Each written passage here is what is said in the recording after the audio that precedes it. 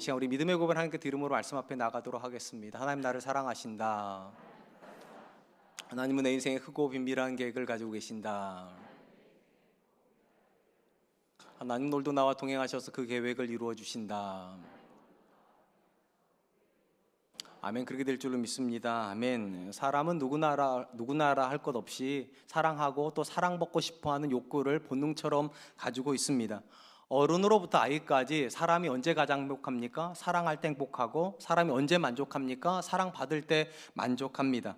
모든 사람 안에 이렇게 기본적인 욕구로 사랑이 존재하는 이유는 저와 여러분들이 하나님의 피조물이기 때문일 것입니다. 우리가 알다시피 성경은 하나님에 대해서 여러 이야기를 하지만 딱 한 문장으로 요약하면 하나님은 사랑이십니다. 이 말씀 안에 하나님의 대표 속성이 사랑이라고 들어가 있습니다. 당연히 이 사랑의 하나님께서 사람을 그분의 형상대로 창조하셨다면 모든 사람은 다 하나님처럼 사랑하고 사랑받고 싶어하는 욕구를 가질 수밖에 없을 것입니다. 우리가 창세기 안에서 하나님께서 사람을 창조하셨다는 이 사건도 하나님의 사랑의 관점에서 얼마든지 해석이 가능합니다. 우리가 알다시피 하나님은 자존하시는 하나님이십니다. 무슨 말입니까? 하나님은 그분의 존재를 위해서는 누군가의 도움을 필요로 하지 않는다는 것입니다. 이 땅에 존재하는 모든 피조물들은 자기의 존재를 위해서 상호 간의 의존을 필요로 합니다. 남편에게는 아내가 있어야 되고, 부모에게는 자녀가 있어야 되고, 자녀에게는 부모가 있어야 됩니다. 서로가 필요로 하는 존재이지만 하나님은 자존하시기 때문에 누군가를 필요로 하지 않습니다. 그런데 왜 하나님께서 저와 여러분을 창조하셨습니까? 자존하시는 하나님이신 동시에 하나님은 사랑의 하나님이시기 때문입니다. 사랑이라고 하는 것은 항상 사랑의 대상을 필요로 합니다. 나 혼자서 사랑할 수는 없기 때문에 사랑이신 하나님께서 사랑의 대상을 만들고 싶어 하셨고, 그 대상이 저와 여러분인 것입니다. 그리고 만드실 때 그냥 만드실 수가 없어요. 왜냐하면 사랑은 총귀하게 만들어주는 것이기 때문에 그 존재를 가장 하나님 닮은 존재로 만들어주셨고, 그들을 위해서 아주 특별한 공간을 하나 만들어주셨습니다. 그게 에덴 동산입니다. 이 공간이 굉장히 특별한 이유는 하나님께서 그 가운데 함께 하셨기 때문입니다. 이게 왜 중요합니까? 하나님이 거할 곳이 없어서 에덴 동산을 만드신 것이 아니기 때문입니다.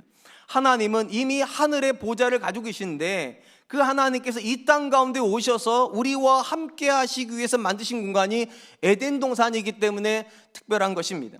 성경에서 창세기 1장은 우리에게 보여주는 가장 강력한 메시지가 이것입니다. 하나님이 우리를 사랑하셨다는 것입니다. 사랑하셔서 우리에게 하나님의 형상을 입혀주셨고, 사랑하셔서 우리와 함께 계셨습니다. 그런데 이 하나님께서 우리를 사랑하시는 이 분명한 선언 앞에서 마귀가 의심을 집어넣습니다. 이렇게 말하는 거죠. 동산 중앙에 있는 선악과를 따먹지 못하게 하는 것은 하나님이 너희를 사랑하시는 거 아니라고.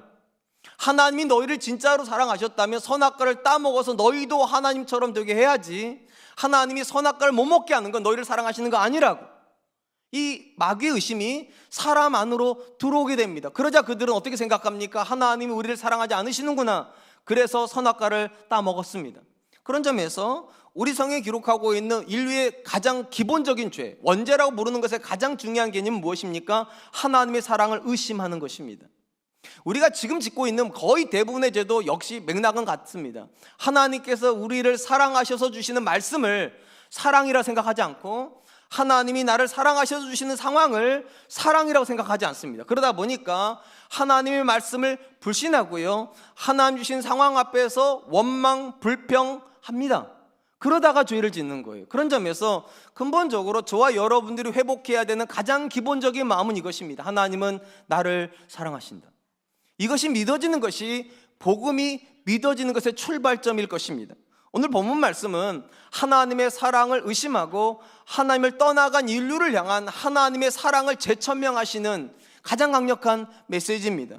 요한복음 3장 16절입니다. 하나님이 세상을 이처럼 사랑하사 독생자를 주셨으니 이는 그를 믿는 자마다 멸망하지 않고 영생을 얻게 하려 하심이라. 교회를 다니는 사람들 중에서 이 말씀을 못 외우는 분들이 계실까요? 만약에 천국에 들어가실 때 앞에서 하나님께서 요한복음 3장 16절을 외우면 들어가게 하면 우리 중에 못 들어갈 사람은 단 한 명도 저는 없을 거라고 생각을 합니다. 인류 역사에서 교회를 다니는 분들에게 가장 친숙하고 가장 익숙한 메시지가 요한복음 3장 16절입니다. 그런데 우리가 이 말씀을 다 알고 심지어 외운다고 해서 우리가 이 말씀을 다 이해했다, 그렇게 말할 수 있을까요? 제가 이 설교를 준비를 하면서 저 자신에게 물어봤습니다. 제가 이 말씀을 알고 이 말씀을 설교하면 여러분보다 더 많이 들여다봤겠죠? 그렇겠죠. 그러면 제가 여러분보다 이 말씀에 대한 이해가 더 깊을까? 제가 제 자신에게 물어봤는데 제가 답을 할 수가 없어요. 왜냐하면 제가 이 말씀을 알기는 하지만 이 말씀의 깊이를 다 이해했다고 자신할 수가 없기 때문입니다. 얼마든지 이 말씀을 알지만 이 말씀을 경험하지 못한 분들이 태반이기 때문입니다. 그렇다면 여러분, 누군가가 이 말씀을 얼마나 깊게 이해했는가를 어떻게 가늠할 수 있을까요? 답은 딱 하나입니다. 얼마나 여러분의 구원에 감격하는가가 그 가늠입니다. 이 말씀의 이해가 깊어질수록 우리의 구원은 더 감격적일 수밖에 없기 때문입니다. 저는 오늘 이 말씀을 같이 나누면서 우리에게 주신 구원, 우리에게 주신 아들이 얼마나 귀한 분이신지를 다시 한번 경험하는 귀한 시간이 되었으면 좋겠습니다. 오늘 본문은요, 3가지 선언을 담고 있습니다. 첫 번째 선언은 무엇인가? 하나님이 세상을 사랑하셨다는 겁니다. 이게 첫 번째 선언이에요.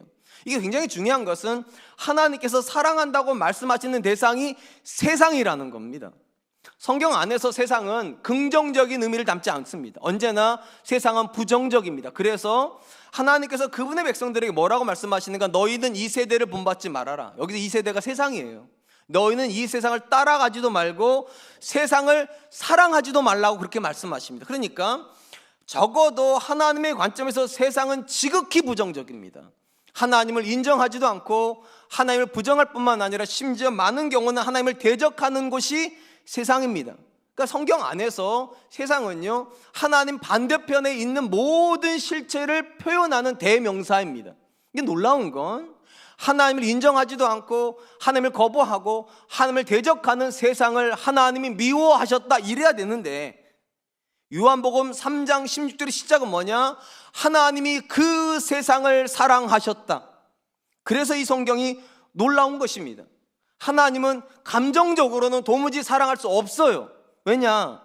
사랑의 대상으로 만들어준 인류가 하나님의 사랑을 의심하기 때문에, 하나님 없이 살겠다고 선언해버렸기 때문에 감정적으로는 사랑할 수 없는 대상의 세상인데 하나님이 의지적으로 선언하신 거예요. 세상을 사랑하셨다. 그런 점에서 하나님의 사랑은 감정 아닙니다. 사랑받을 만해서 저와 여러분들이 하나님에게 가치가 있어서 사랑하신 것이 아니라 하나님이 사랑하기로 작정하셔서 우리가 가치가 된 거예요. 하나님 앞에 우리가 하나님께 의미로 와서 사랑받은 게 아니라 하나님이 사랑해 주셔서 의미가 되었다는 것입니다. 오늘 말씀에서 우리가 먼저 기억해야 될 것은 이것입니다. 하나님 앞에서 저와 여러분은 세상이었다는 것입니다. 이게 중요합니다. 우리는 하나님 앞에 사랑받을 만한 존재가 아니라 하나님을 거절하고 거부하고 하나님을 대적했던 세상이었는데, 그런 나를 향하여서 하나님이 사랑하셨다. 제가 앞에서 이렇게 말씀드렸어요. 교회를 다니는 분들 중에 요한복음 3장 16절을 모르는 분들은 없어요. 근데 요한복음 3장 16절을 아는데도 모든 성도들이 다 감격하는 건 아닙니다. 그러면 성도들이 언제 감격합니까? 하나님 주신 구원 앞에서 내가 세상인 걸 절감할 때요. 하나님, 나 같은 게 뭔데? 하나님 생각하는 것마다 다 나쁜 생각이고 하는 행동마다 다 하나님을 불편하게 만들고 나는 다른 사람들이 하나님께 오는 일에 늘 걸림돌 받게 된 적이 없는데, 그래서 나는 세상인데 왜 하나님이 나 같은 사람을 사랑하십니까? 하나님, 나는 도대체 하나님 앞에 내세울 게 도대체 뭐가 있습니까? 생각하는 것마다 다 나쁜데, 세월이 흘러가고 나이가 들지만 내 신앙은 전혀 성장하지 않았는데, 하나님, 나는 세상일 뿐인데 왜 하나님이 나를 사랑하십니까? 자기 절망이 없으면 하나님의 사랑을 못 느낍니다. 나 정도 되면 괜찮은 남편이지, 나 정도 되면 괜찮은 아내지, 나 정도 되면 괜찮은 부모지, 이 생각이 있는 사람은 죽었다 깨어나도 하나님의 사랑에 감격 못합니다. 이 본문에서 하나님이 구원의 대상이라고 설명하신 존재들은 세상입니다. 그리고 저와 여러분들이 구원받았다면 우리는 세상이 맞아요. 근데도 이상하게 우리는 내 자신에게 절망할 줄은 모릅니다. 내가 얼마나 형편없는 존재인지 절망 안 합니다. 내가 얼마나 하나님 앞에 그릇된 존재인지 절망하지 않습니다. 성경 안에서 하나님이 베풀어 주신 구원에 가장 크게 감동한 사람을 딱 한 사람만 꼽으라면 그 사람은 의심이 여지없이 사도 바울일 것입니다. 가장 예수 그리스도를 닮은 존재라고 말하는 사도 바울이 왜 그렇게 구원에 감격합니까? 그는 자기가 세상인 걸 신랄하게 인정한 사람이었기 때문입니다. 심지어 그는 뭐라고 말합니까? 내가 죄인의 괴수라고. 쉽게 말하면 그는 단순히 세상 속에 있었던 존재가 아니라 세상 가운데 가장 정중앙에 있었던 가장 악한 죄인이라고, 가장 악한 죄인이라고 그렇게 자기를 인정한 사람이에요. 그러다 보니까 그가 고백하는 믿음은 감격일 수밖에 없고, 그가 사랑하는 하나님에 대한 사랑은 늘 충만할 수밖에 없어요. 왜냐? 하나님이 이런 나를 사랑해 주셨다고. 이런 나를 한번 스스로 물어보시기 바랍니다. 여러분들은 누구입니까? 여러분은 어떤 존재입니까? 나름 괜찮은 존재입니까? 하나님 앞에서 이 정도 살면 그런 대로 잘 살고 있지, 혹시 그런 생각하고 계십니까? 죽어도 이런 사람은 하나님의 사랑을 못 만납니다. 하나님, 내가 누구입니까? 사람들은 다 나를 괜찮은 사람이다, 좋은 사람이라고 말하지만 하나님이 나를 아십니다. 내 생각 속에 얼마나 그릇된 생각이 있는지, 내가 얼마나 탐욕적이고 내가 얼마나 세속적인지 하나님은 아십니다. 나는 세상입니다. 근데 하나님이 이런 나도 사랑해 주셨습니다. 하나님 감사합니다. 이것이 우리가 고백해야 되는 신앙의 가장 기본적 첫 번째 선언입니다. 하나님이 세상인 나를 사랑하셨다. 사랑하는 성도 여러분, 성경은 예수님 믿는 모든 사람을 향하여서 구원 얻기 이전에 첫 번째 고백은 이것이어야 된다고 말을 합니다. 회개하라, 천국이 가까이 왔느니라. 이건 제가 한 말이 아니에요. 예수님이 하신 말씀이에요. 천국이 구원의 상태라면 이 먼저 있는 단계가 있다는 거예요. 회개하라, 천국이 가까이 왔느니라. 그러니까 모든 천국 백성은 먼저 회개하고 들어간다는 겁니다. 그럼 누가 회개합니까? 자기가 세상인 걸 인정하는 사람이에요. 천국 백성은요, 자기가 세상인 걸 인정하고 들어가는 사람입니다. 나 정도 살면 괜찮은 사람이 아니라, 하나님, 내가 하나님 앞에서 제대로 살지 못해서 내 아내가, 내 남편이 얼마나 고통당하는지 하나님은 아십니다. 내가 내 자녀에게 선한 본을 보여주지 못해서 믿음의 가정에서 태어난 내 자녀가 믿음이 성숙되지를 않습니다. 내가 하나님 앞에 걸림돌입니다. 이게 세상의 고백이에요. 이 고백을 가지고 있는 사람이 결국은 하나님의 사랑을 만나고 그 사랑에 감격하는 사람이 결국은 변화를 경험하는 것입니다. 저는 오늘 저와 여러분들이 하나님 앞에 내가 세상임을 인정할 수 있기를 축원드립니다. 그리고 그 사람들에게 하나님의 사랑은 오늘도 풍성할 줄로 믿습니다. 두 번째로 본문에서 요한 사도가 강조하고 있는 메시지는 무엇입니까? 하나님이 우리를 사랑하시되 그냥 사랑하지 않으시고 독생자를 주시기까지 사랑하셨다고 선언합니다. 일반적으로 한 사람이 누군가를 얼마나 사랑하는가를 어떻게 압니까? 어떻게 그 사람이 나를 사랑하는 걸 확인하십니까, 여러분들은? 모든 사랑의 깊이는요, 희생하는 깊이와 비례합니다. 그러니까 어디까지 희생하는가가 어디까지 사랑하는가, 얼마나 사랑하는가를 그대로 보여주는 것입니다. 사람은 굉장히 위대해요. 어느 정도로 위대합니까? 아무런 일면식도 없는 사람도 도와줘요. 우리 중에 아프리카에 있는 자녀들에게 유난히 마음이 끌려가지고 그들에게 구호물자 보내주시는 분들이 계세요.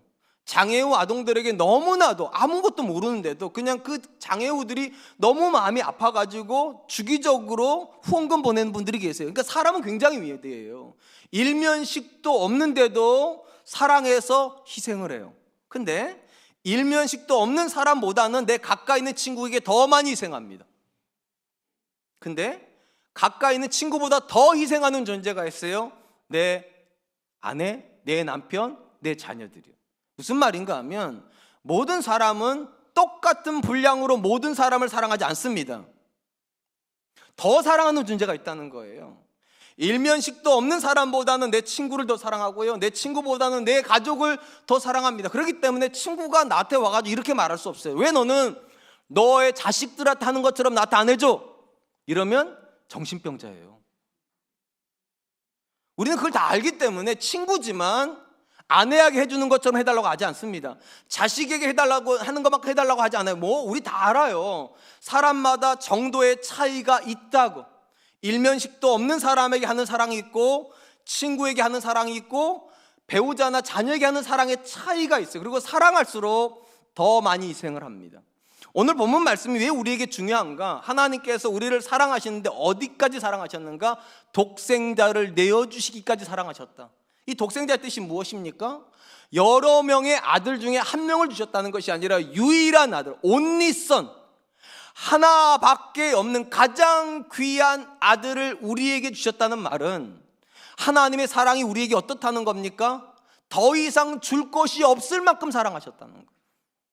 이게 진짜 놀라운 거라니까요.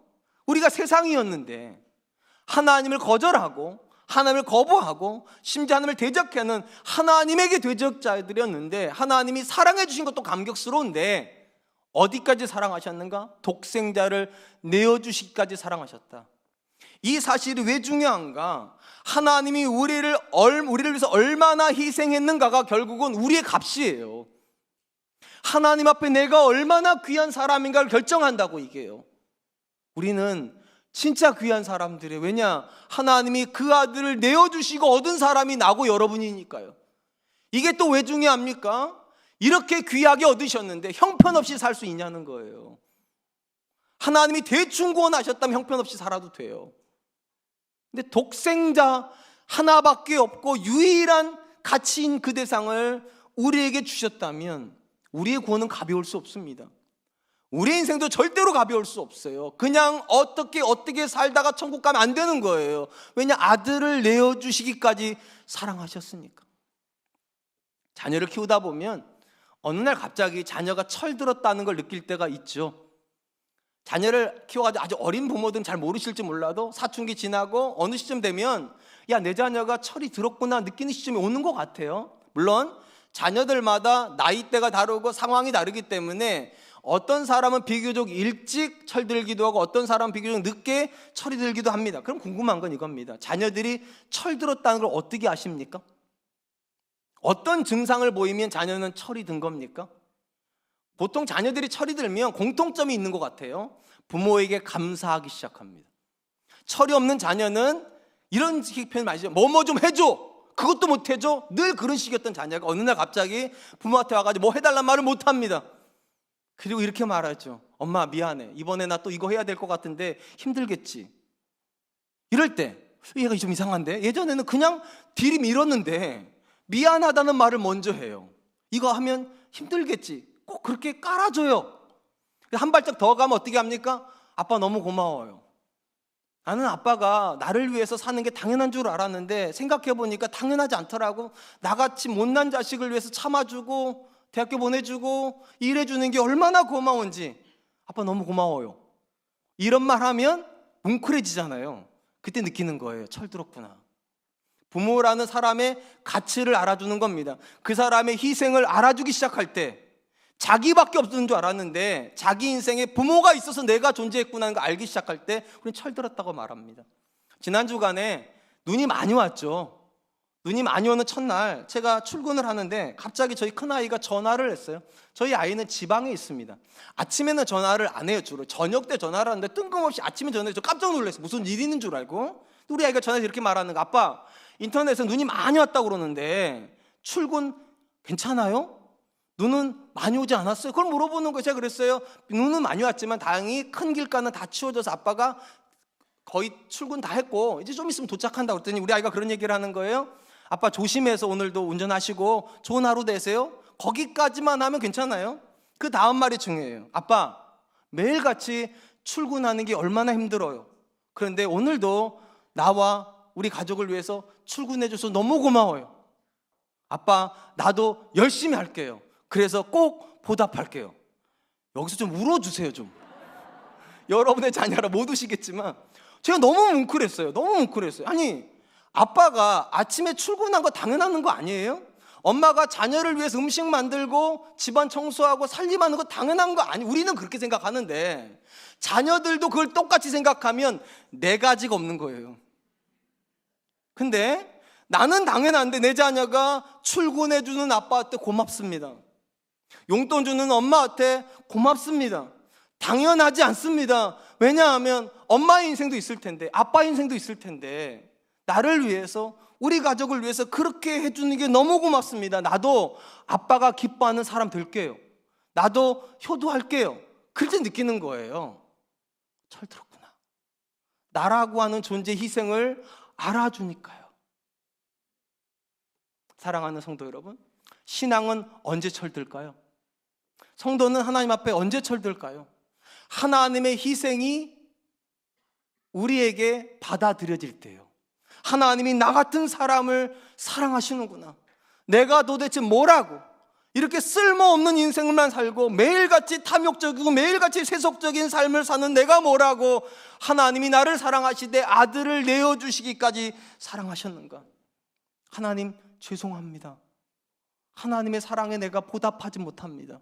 그리고 하나님, 내가 하나님을 기쁘시게 하는 사람은 되고 싶습니다. 이 상태가 거듭남입니다. 자기의 못남을 알고 하나님의 사랑과 하나님의 희생을 알기 시작할 때, 그때 우리는 이전처럼 살 수 없어요. 철이 들면 이전처럼 못 사는 거랑 전혀 비슷한 거예요, 이거는요. 그래서 사도 바울이 누군가가 하나님의 사랑과 하나님의 은혜를 그의 인생에 경험하고 그가 정말로 거듭났다면 이렇게 살아야 된다고 이야기를 하는 겁니다. 로마서 12장 1절로 2절입니다. 그러므로 형제들아, 내가 하나님의 모든 자비하심으로 너희를 권하노니 너희 몸을 하나님이 기뻐하시는 거룩한 산제물로 드리라. 이는 너희가 드릴 영적 예배니라. 너희는 이 세대를 본받지 말고 오직 마음을 새롭게 함으로 변화를 받아 하나님의 선하시고 기뻐하시고 온전한 뜻이 무엇인지 분별하도록 하라.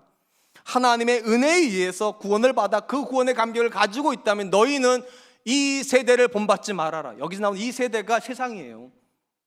너희가 하나님의 은혜를 모를 때에는 이 세상을 쫓아가는 사람으로 살았을지라도 자녀가 철이 들면 자기 멋대로 못 사는 것처럼 하나님의 은혜를 경험했다면 하나님의 선하시고 기뻐하시고 온전한 뜻이 무엇인지 분별하여 주를 기쁘시게 하는 삶을 살아라. 하나님이 여러분들에게 독생자를 내어주셨다는 것이 정말로 믿어지신다면 이제는 이렇게 생각하셔야 돼요. 내가 이렇게 살아도 되나? 하나님이 나를 사랑하시는데. 저와 여러분들이 하나님의 사랑을 헛되이 만들지 않는 그런 분들 되시기를 축원드립니다. 마지막으로 오늘 본문에서 사도 바울이 강조하시는 것은 아들을 내어주시면서 사랑하셨는데 그 사랑의 목적이 뭐냐는 거, 이렇게 되어 있어요. 멸망하지 않고 영생을 얻게 하려 함이니라. 여기 나오는 멸망이란 단어와 영생이란 단어는 반대말로 쓰였습니다. 멸망이라는 단어의 문자적인 뜻은 사라지다, 죽다입니다. 당연히 멸망의 반대말인 영생은 사라지지 않다, 죽지 않는다의 뜻을 가지고 있을 겁니다. 그래서 문자적으로 영생은 영원히 죽지 않는 것입니다.